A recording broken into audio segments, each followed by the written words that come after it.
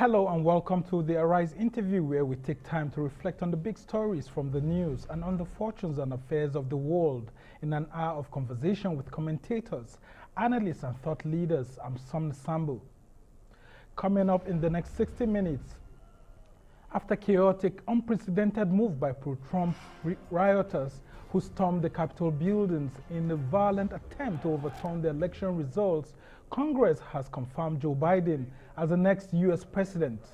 Donald Trump has finally conceded defeat. World leaders have reacted to the dramatic scenes at Capitol buildings, describing it as a direct attack on democracy. And President-elect Joe Biden says it's an assault on the most sacred of American undertakings and does not reflect America. There are reports that cabinet secretaries are discussing removing Trump by invoking the 25th Amendment. We'll speak to a Democrat, a Republican, a Nigerian diplomat, and our special correspondent.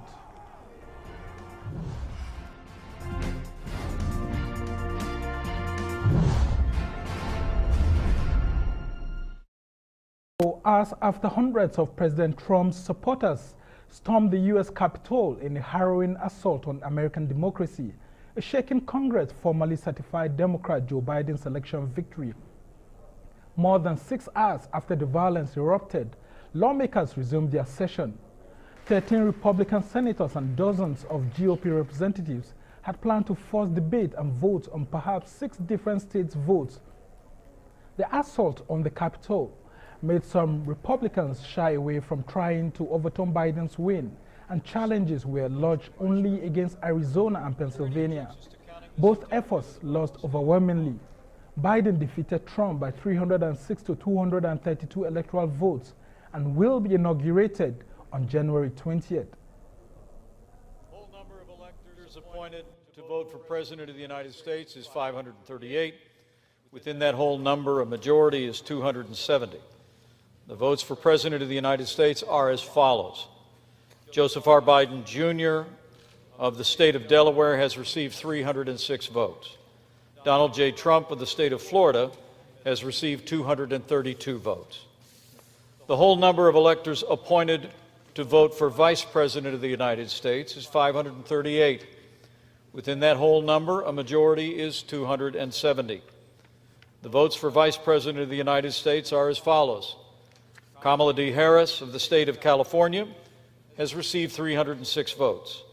Michael R. Pence of the state of Indiana has received 232 votes. The announcement of the state of the vote by the President of the Senate shall be deemed a sufficient declaration of the persons elected President and Vice President of the United States, each for the term beginning on the 20th day of January, 2021, and shall be entered together with the list of the votes on the journals of the Senate and the House of Representatives. The purpose of the joint session having concluded, pursuant to Senate Concurrent Resolution 1, 117th Congress, the Chair declares the joint session dissolved.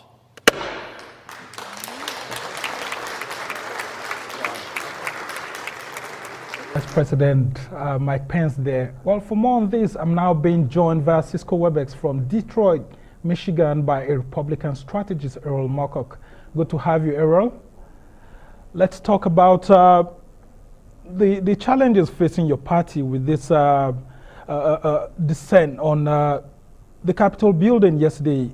How do you think Americans will be rating your party at this point in time, considering that your president, who's outgoing right now, seems to have been accused of, gathering all of these thugs, mobs, and all of that, and lots of Republican leaders have, though, condemned it, but it looks like the backlash is against your party, actually. Yeah, I would concur that in the short run, the optical backlash is certainly going to be against the Republican Party. A couple things to note: Donald Trump during the let's call it made-for-TV insurrection did condemn it. He has condemned it after the fact. The Republican leadership has condemned it. I condemn it. The Republican Party in general condemns it. What I will say is that Joe Biden won the presidency officially as of, it looks like, yesterday, and congratulations to him. But let's note that he won only 17% of the counties in the United States. So if we're looking at those agitators who showed up, do those people represent 50% of 87% of the counties in the United States? Probably not. A lot of those people were, paid professionals who go all around the country creating chaos. They stormed the Capitol wearing bare masks and face paint. They had no demands. They took a bunch of pictures. They went out front and took a group photo, and they left. It was embarrassing. It certainly wasn't something that we wanted to see. But in a lot of ways, the kind of conflation, just as we don't point at the Antifa riots and say that represents the Democrat Party, we certainly don't look at those agitators who created that mess there. But it certainly is good optics for the Democrat Party going forward, and something that we need to get ahead of and make sure that that's nothing that represents our party whatsoever. Talk about the accusation by some of your party members that the crowd there at Capitol was actually infiltrated by Antifa members. How true is that? Well, we have I wouldn't be able to honestly tell you if I know for a fact, but the fact is, in a lot of these protests, there's subversive agents on all sides, as we saw in the BLM protests that were co-opted by violent agitators and extremists. So, while I wouldn't say that the entire group was infiltrated, there certainly were people who were there just who like to watch the world burn. There's the difference between that and the suburbs and family people that voted for Donald Trump. Those weren't the people we saw there today. But the threat of false flag agitators on all sides of the political spectrum is very clear and present, as we all know. And we also have some top Republicans actually condemning this act and saying that President Trump had gone beyond his powers as president to actually call for this insurrection through his rhetoric, saying that the preceding hour before Congress actually met was full of vile rhetoric by the president, calling on his supporters to descend on Washington, still accusing electoral officials of fraud and all of that. What do you make out of that speech actually by President Trump before the Congress sat? Well, it's in the president's purview to present his point of view, and the way that his voters have seen this election. They see that there was a decent amount of fraud in certain areas that they've identified.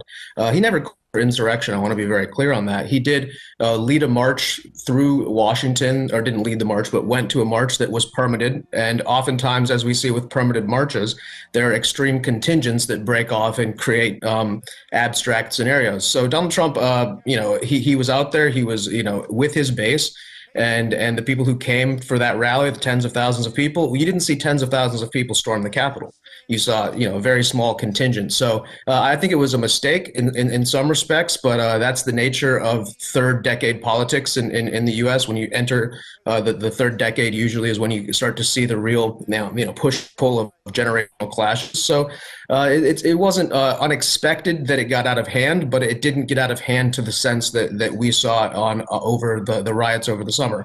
There was no burning. There was unfortunately one young lady lost her life. She was shot by the Capitol Police, and she was not following their orders. Believe me, there's not going to be riots in her name either, burning down the Kmart. So, all said and done, it's good optics to try to call it, a seditious act or an insurrection. But in actuality, it was a bunch of sort of name thugs getting their Instagram moment, and Donald Trump quickly put an end to it, despite the fact that it was a, let's say, unprecedented moment in U.S. political history, I'll say the least. Now, one would want to wonder, do you think your party will be apologizing to Americans on the desecration of this national monument, this national institution? Because, like we've seen analysts saying that in living memory, no American who is alive right now would have thought that something like this would be happening to the Capitol. So is your party planning to actually apologize to Americans? No. No. Again, if this was like a bunch of armed people who had, run into there and kept hostage and had a bunch of demands and were trying to literally take the democratic process that we were supporting, that's one thing. I don't think we've gotten any apologies from Joe Biden for the crazy acts of violence that were committed wrongly, and I'm sure not with his approval in his name. So no, we don't owe an apology to the American people. In fact, a great deal of our supporters were very suspicious of that congressional hearing. So, I think America as a whole needs to take stock of the situation that led us to that position. But this isn't the sin of the Republican Party that we need to apologize for. When abstract actors from outside of our party co-opt a very small fringe of our party, that's something that we all condemn as Americans together. So collectively, we should do that. And while the rest of the world is watching, a lot of people are wondering why it took President Donald Trump so long to concede victory. What are your thoughts on that? Well, quite simply, he's an outsider. He's a renegade. He's not an inside politician. He's not here for it to be a career. It's not a career move where he's weighing his reelection weights. It's quite healthy to challenge, let's say, the darkness, right? So only cockroaches are afraid of the light. If you can't stand up to an audit, if you can't stand up to questions on your democracy, you don't have one. So Donald Trump pushed and pushed and pushed, and they went through every single legal discourse. Just like, keep in mind, that's the Al Gore standard. This isn't the Donald Trump's invention, a man who just entered the political sphere a mere 4 years ago. This has been going on for years. So eventually, in the end, as he said in the beginning, if the Electoral College and everything goes through, he will concede, which he did. But there's no shame in playing to the whistle. And a lot of his supporters really appreciate that about him, that he wasn't going to go quietly into the night. And they're already rebuilding that base. Keep in mind, during that whole lack of concession, he raised, I want to say, $300 to $400 million for his reelection campaign. I mean, there's some element of political gamesmanship to it also. And in the end, look at the stock market, look at the job numbers, look at the great developments from the science sector in our vaccines. We turn over a very prosperous country to Mr. Biden, and we hope that he's able to keep that ship on such an upward trajectory that we were able to guide it on. And of course, out of foreign wars, which is the biggest thing that we can walk away from here, that we did not participate in. Actually mentioned some of the things that the Trump presidency will be remembered for. And a lot of persons have actually said that the economy has witnessed a huge growth under Trump and all of that. What do you wish for Mr. Biden as he takes over on the 20th? I think one great thing that Mr. Biden can do that Trump would have liked to do would be infrastructure. I think, Biden's been handed a golden goose, if you can say. And because he has all three branches, things like infrastructure, which Trump's strategic advisor would not have allowed him to do until the second term, are now open. So, I mean, while debt-fueled expansion isn't exactly the purview of the Republican Party, there was an argument, at least from the Trump supporters, that we wanted to see infrastructure. So if Joe Biden could really get involved with rebuilding American infrastructure, and he looks at some of the prison or crime, Joe Biden, of course, the famous author of that disastrous crime bill, especially for the African-American community. Donald Trump was able to make a lot of strides there. Hopefully Joe Biden can atone for his past sins and help work towards a more equitable future there. So there's a lot of positives. Keep in mind, we're not against America. We're not the resistance. This isn't, what happened in the last 4 years. We support America. When Joe Biden is officially inaugurated on the 20th, he's my president, just as he's everybody's president, and everybody in our party who's a serious, respected individual is going to admit that. So, we'd like to really see Joe Biden also follow Donald Trump's lead in the international sphere. We've given him a great advantage with China.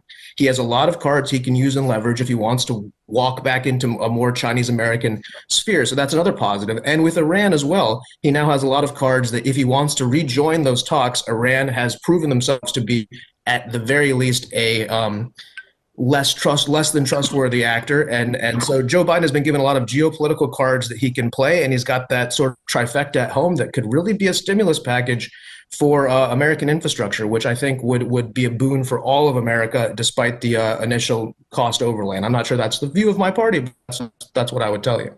Right, Erol Morkoc, a Republican strategist, thanks so much for speaking to us from Detroit, Michigan. And I really love that part you talked about of the protesters, that some of them were actually trying to get some Instagram moments there. I mean, that's what usually happens during situations like that. Really nice speaking with you.